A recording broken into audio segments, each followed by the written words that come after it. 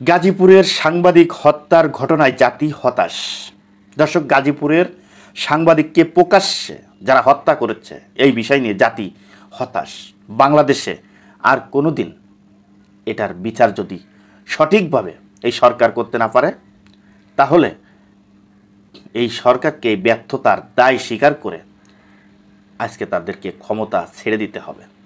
তা না হলে আজকে জাতি মনে করবে যে ইউনূস সরকার ব্যর্থ হয়েছে, এই অন্তর্বর্তীকালীন সরকার ব্যর্থ হয়েছে। ব্যর্থ সরকার হিসেবে স্মৃতির পাতায় কিন্তু লেখা থাকবে। এরকম আশ্চর্যজনক ঘটনা, দুটি ঘটনা আমি বলবো। সেটি হলো মিরপুরের একটি ঘটনা আর এই গাজীপুরের একটি ঘটনা। এই দুটি ঘটনাকে মানুষ সারা জীবন মনে রাখবে, যে লাইভ করতে করতে তাকে লাইভের ভিতরে আজকে সন্ত্রাসীরা কুপিয়ে হত্যা করলো। হাজার হাজার মানুষের সামনে তাকে কুপিয়ে হত্যা করলো। এই সাহস তারা কিভাবে পায়? এত সাহস কোথার থেকে পেল? এমনকি সেখানে যখন সাংবাদিককে হত্যা করা হয়, সেই জায়গায় এই সন্ত্রাসী বাহিনীর অন্তত 50 থেকে 60 জন, আনুমানিক কি 100 জন হতে পারে, এত লোক তাদের ওইখানে উপস্থিত ছিল। মাত্র 5 জন আসামি কেন গ্রেপ্তার হলো? এটা সরকারের কাছে প্রশ্ন, প্রশাসনের কাছে প্রশ্ন জাতির, যে 5 জন মানুষ কেন গ্রেপ্তার হলো? এখন বলতে পারেন সেখানে কি সবাই অপরাধী? আমি মনে করি অস্ত্রের মহড়া যারাই দিয়েছে, যাদের সাথে এই অস্ত্রের মহড়া ছিল, সবাই অপরাধী। এই অপরাধীদেরকে যদি আপনারা এই জনসম্মুখে মানুষের সামনে যদি বিচার করতে না পারেন, তাহলে এই অপরাধীর মহড়া দিন দিন বেড়েই চলবে।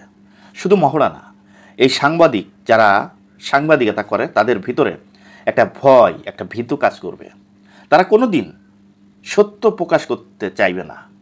শুধু তাই নয়, তারা লাইভ করতে চাইবে না। তারা চিন্তা করবে যে আমি একটা লাইভ করব, একটা সত্য জিনিস প্রচার করব, আমার তো জীবনটা নাও থাকতে পারে।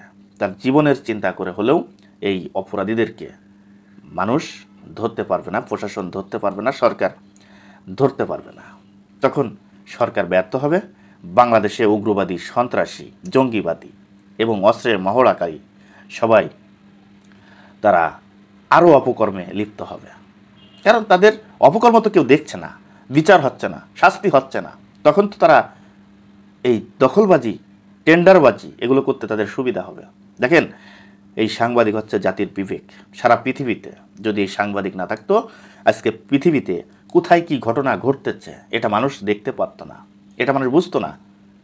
যার ফলে কেউ অন্যায় করলেও মানুষ একটা জিনিস অন্তত ভয় পায়, যদি সোশ্যাল মিডিয়ায় আমাকে দেখে ফেলে আমি অন্যায় করছি, যদি এটা দেখে আমাকে পুলিশ গ্রেপ্তার করে আমি অন্যায় করছি, এই শুধু গ্রেপ্তারের ভয়ে, এই অন্যায় করা মানুষ দেখবে এই ভয়ে তারা অন্যায় করতে চায় না, ভয় পায়।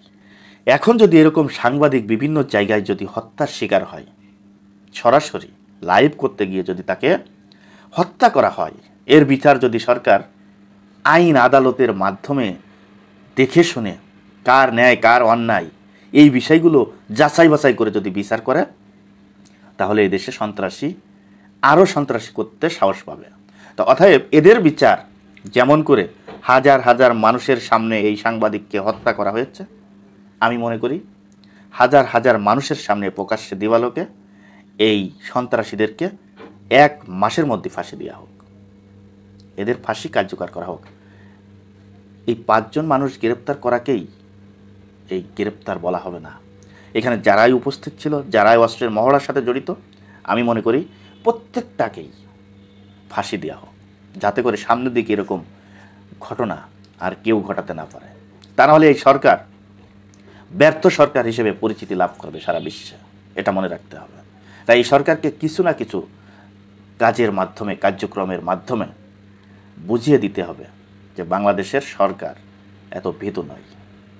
যেমন করে ফখরুদ্দিন সাহেব, তাদেরকে ভালো বলি আর খারাপ বলি, ফখরুদ্দিন সাহেব যখন দেশ পরিচালনা করেছিল তখন মানুষ ভয়ে সন্ত্রাসী তো দূরের কথা বলার সাহসও পায় নাই, এটা মনে রাখতে হবে। শুধু সরকারে বসে থাকলে চলবে না, প্রত্যেকটা জিনিস নিয়ে নীরবতা পালন করলে হবে না। সন্ত্রাসী দমন করতে হবে। সন্ত্রাসীদেরকে দমন না করলে এই দেশে সুষ্ঠু নির্বাচন করাও যেমন সম্ভব হবে না, তেমনি আপনার এই বদনামের কলঙ্ক ইতিহাসের পাতায় লেখা থাকবে। দর্শক, ভিডিওটি যদি ভালো লেগে থাকে তাহলে আপনাদের কাছে অনুরোধ থাকবে, এই ভিডিওটি যারা ইউটিউব থেকে দেখছেন তারা আমার চ্যানেলটিকে সাবস্ক্রাইব করবেন, যারা ফেসবুক থেকে দেখছেন ফলো করবেন, লাইক করবেন, শেয়ার করবেন। আপনাদের মতামত আপনারা কমেন্ট বক্সে জানিয়ে যাবেন। আজ এই পর্যন্তই। ভালো থাকবেন, সুস্থ থাকবেন।